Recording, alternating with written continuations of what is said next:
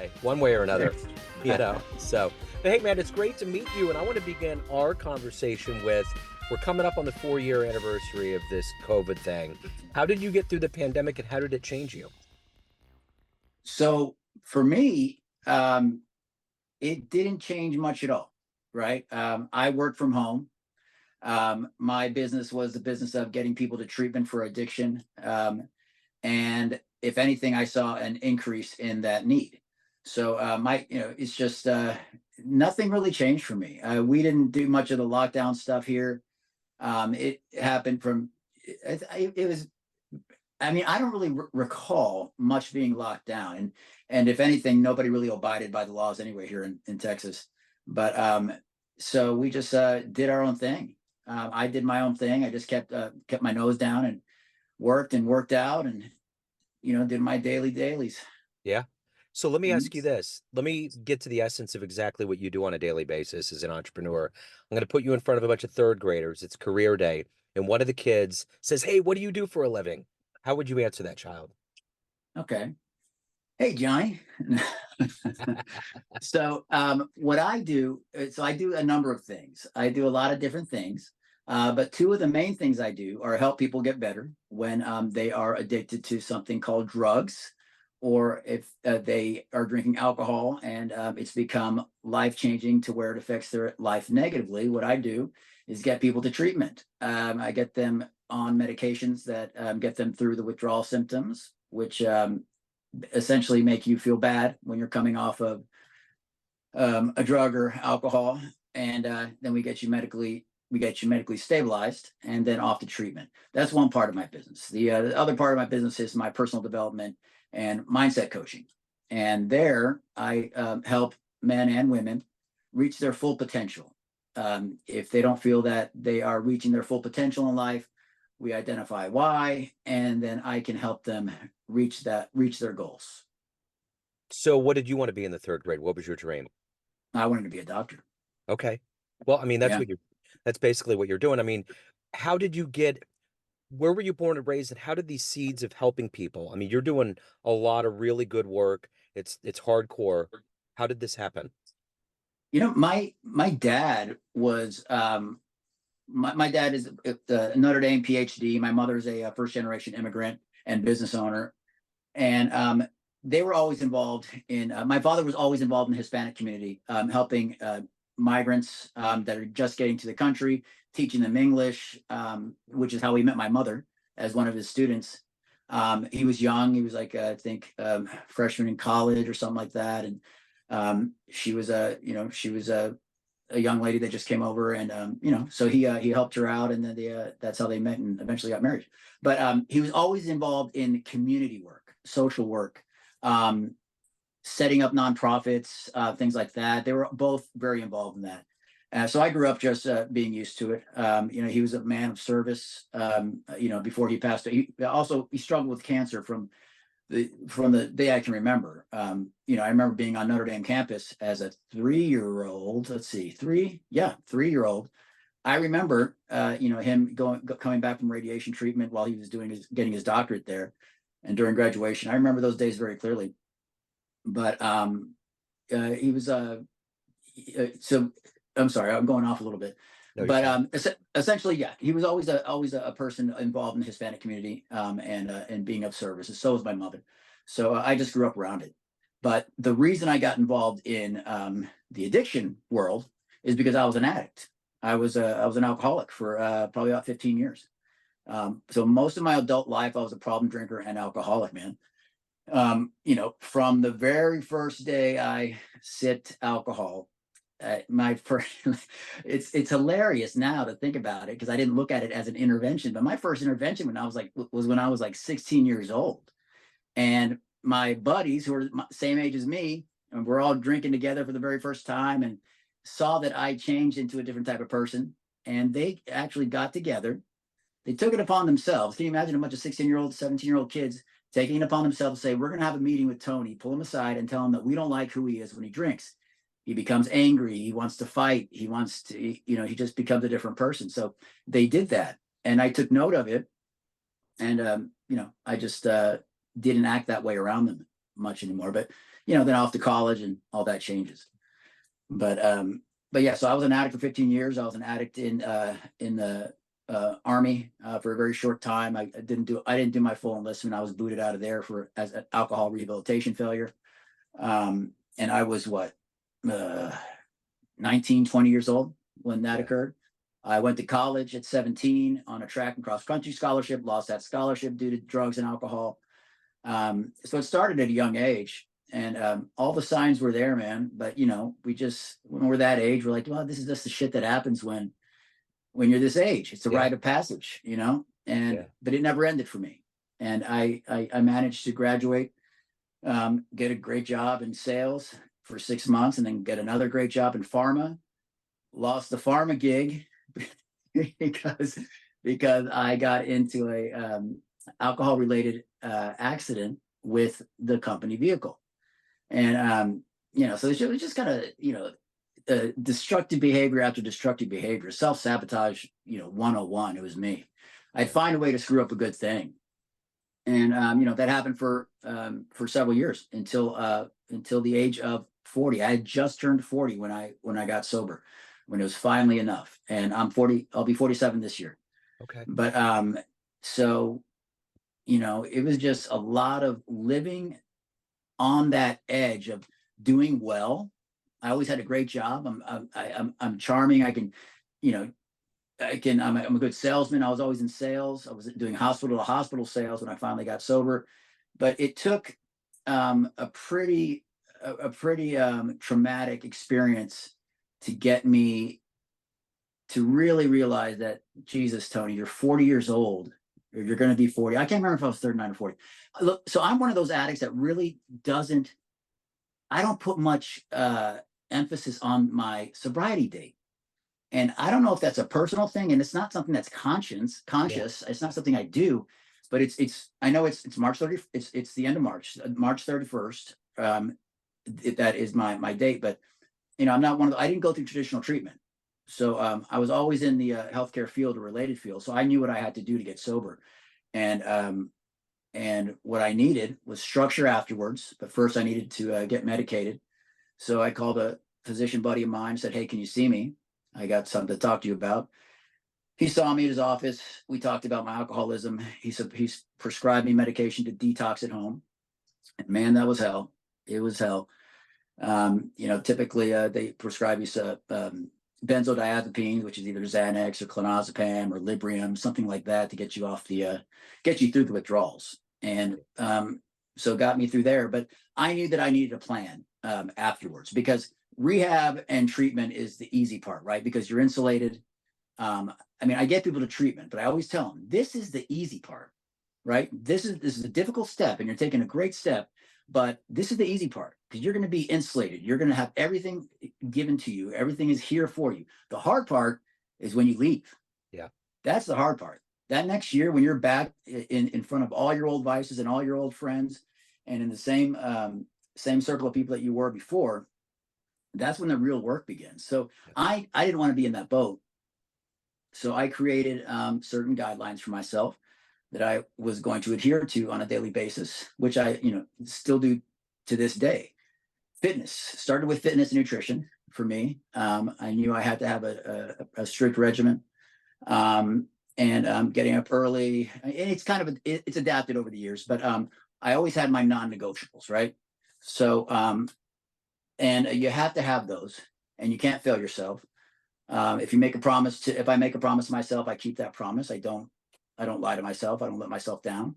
And if I happen to let myself down, I'll make it up to myself by just some way, doing more the next day or what have you. But like my day today, for instance, man, I woke up today at 4 a.m.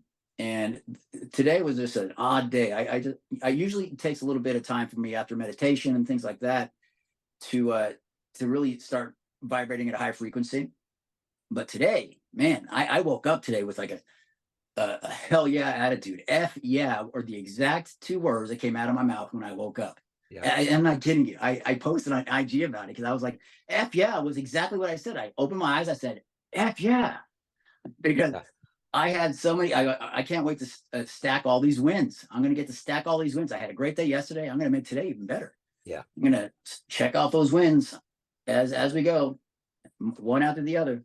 Yeah. And I'm going to have a great day. But you know, it just starts with getting up early, nutrition, counting your macros, and I document everything. I recently, so traditionally I was just working with addicts, right?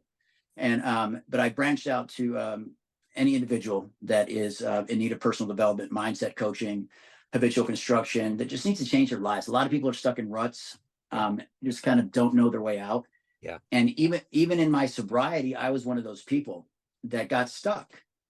I was doing well. I was doing very well financially, um, but I had, I had no real purpose. I mean, yes, I was getting people into treatment, but I felt that I could do more, and I just got comfortable doing what I was doing, and I wasn't reaching my full potential. So what I needed to do was figure out a way how I can help people when they come out of treatment. And yes, there's intensive outpatient programs. Generally, somebody will go to treatment, go to inpatient, step down into a partial hospitalization program, which is a few hours a day, 5 days a week. Then they step down to an intensive outpatient program, which is 3 hours a day, 3 days a week. And, then they continue with their AA and so on and so forth. But I felt that so many people uh, didn't follow through with that.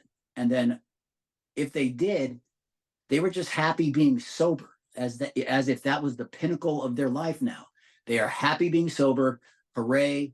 That's the best it's going to get. Good for me. Let's go pat each other on the back every day when I see you at a meeting and talk about how great we did.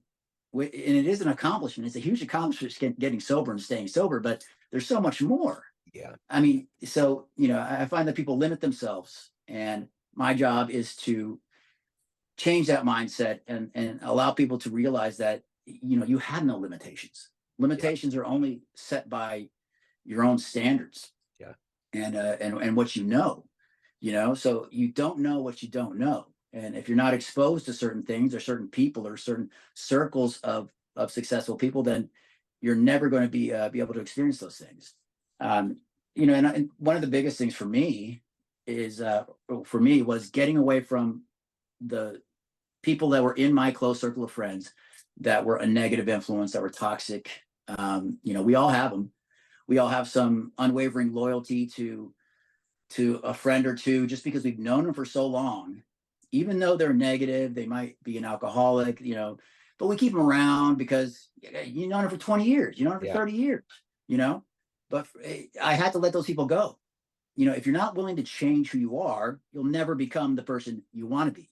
Yeah. Right. So you have to be able to make those hard decisions, and you can love them from a distance, man. I mean, you don't have to cut ties completely, but you have to really figure out who you are going to let in your circle of friends. And you have to audit that on a regular basis. I audit my circle regularly. Yeah. And if I'm the top dude in my circle, I'm doing something wrong. Yeah. You never want to be the top dude in your circle. Yeah. Because then where do you learn? Who do you learn from? Right. Yeah.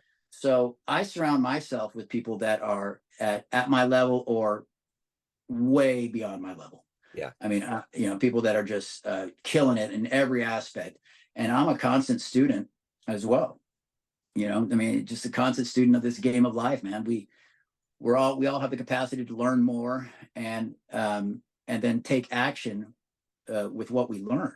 Yeah. I mean, you can learn everything in the world. You can read all the books in the world. You can have all the knowledge in the world.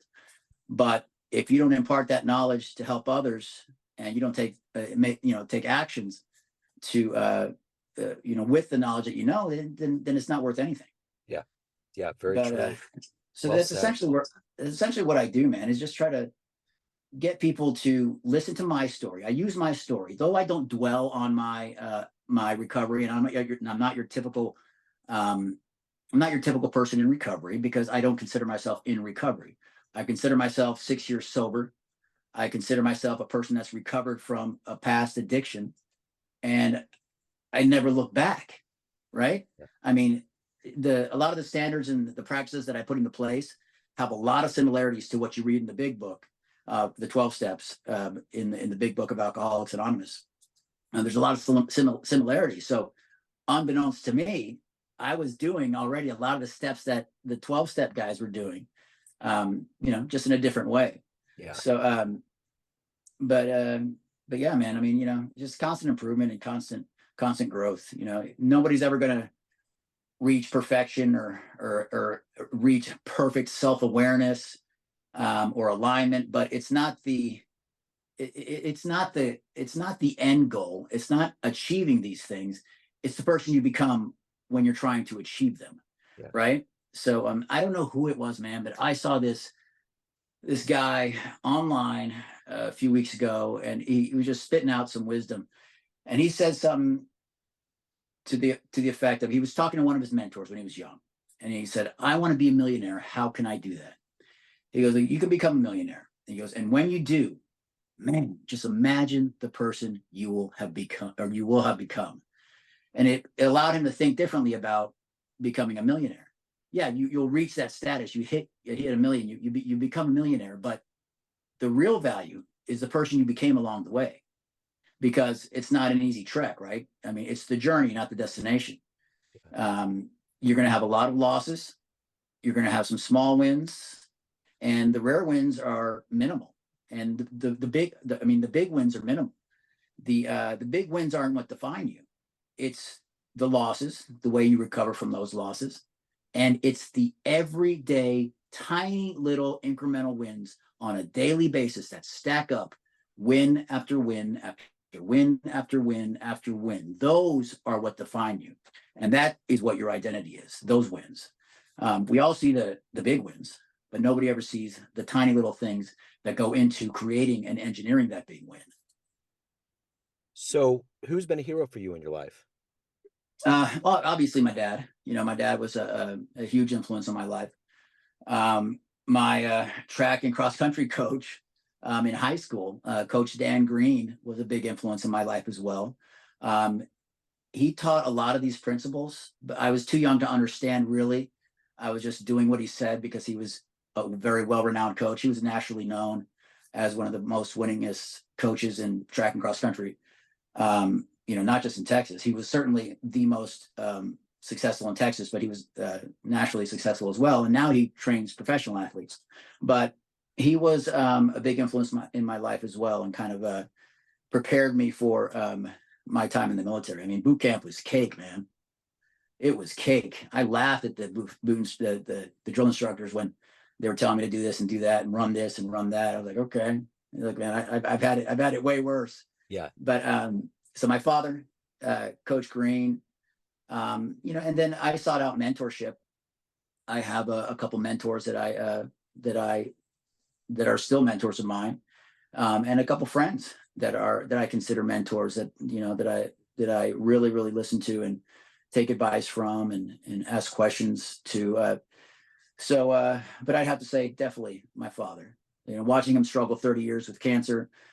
He had a PhD. And then I'll tell you the story, but this is why I get so upset when people say, I can't do this, or give me excuses about not having enough time. It's all bullshit, man. Look, my dad had a doctorate from Notre Dame. He was going through radiation and chemo as he graduated. He graduated, was unable to get a job. For the next 30 years, he was able to hold jobs here and there, but he had, I think, 5 remissions. So always kind of took a step back, but he kept freaking going, man. And he became an ultra marathoner, right? So it takes it's a different type of person that runs 100+ miles, right? In one go. So he was doing that. He wrote a book called Running with Cancer by William Phelan, PhD. And he kept the family together, right? We never missed a beat as kids. We never thought we were missing anything.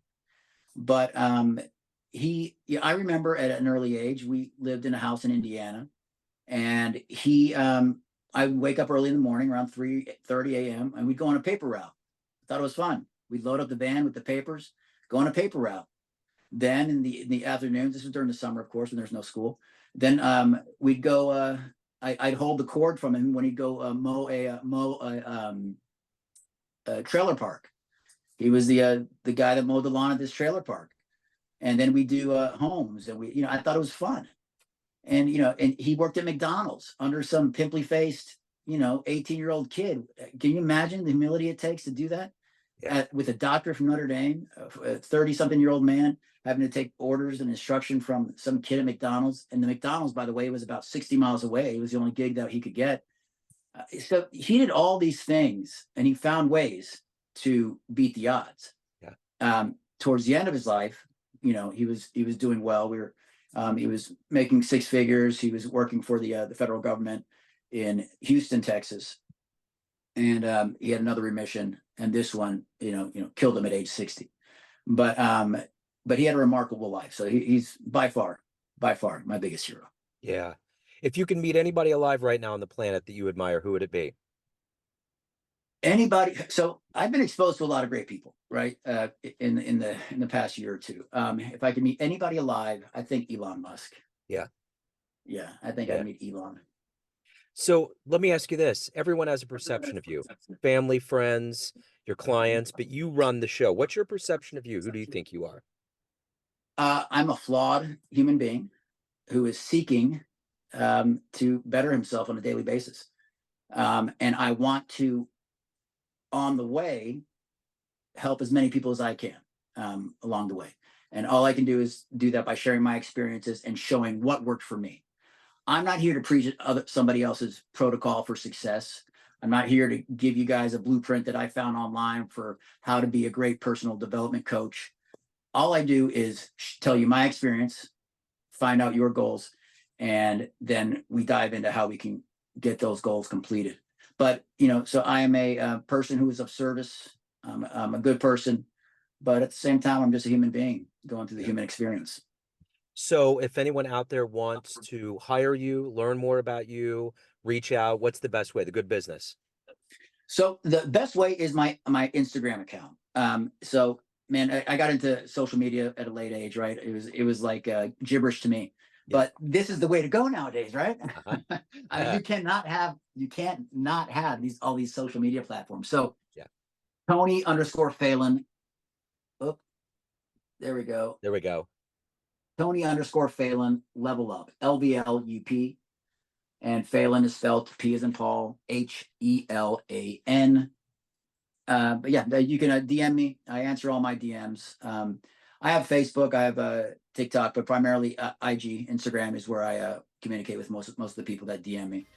I mean, just look at my content, and if it's your cup of tea, and if you think I might be able to benefit you, then hit me up and let's do some work. This has been a great story, Tony. Thank you so much. I know that, I've been around enough people that have gone through the rigors of getting out of addiction, and good for you, man. Thank you for your story. Thanks for, you're out doing the good work, man. So thank you. Thank you for imparting that story. Joe, I appreciate it. Great to meet you, man. Great to meet you.